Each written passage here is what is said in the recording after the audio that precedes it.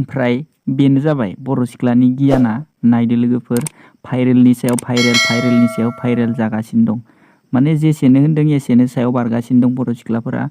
नायदो, बे सासेया जाहैबाय मुस्लिम, बियो मोसौ जाग्रा, आरो बे सासेया जाहैबाय अमा जाग्रा।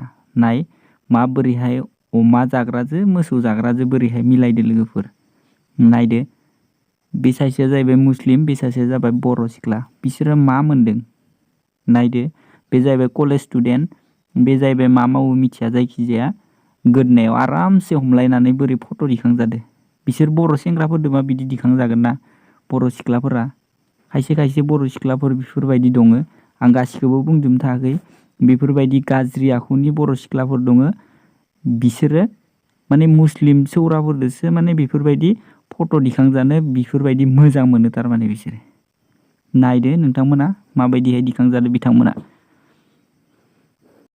लोगोफोर, नोंथांमोना जाय जेराव दङ, जुदि भिडिअखौ नोंथांमोना नुदोंब्ला, बे भिडिअखौ नोंथांमोना नुदोंब्ला नोंथांमोना गासैबो शेयार खालामना हो, जाहाथे बै मुस्लिम सौराया माने हमजानांगो आरो बर' सिख्लायाबो हमजानांगो।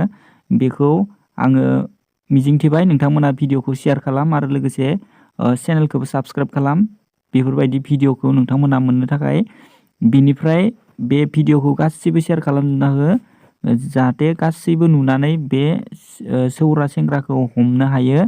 बेफोरबायदि हमाबा बिसोरो बारबाय थागोन, बर' सिख्लायाबो बारगोन, बर' सेंग्रायाबो बारगोन। बेफोरबायदिनो बर' हारिखौ बिथांमोना फोजोबनो लामा लागासिनो दं।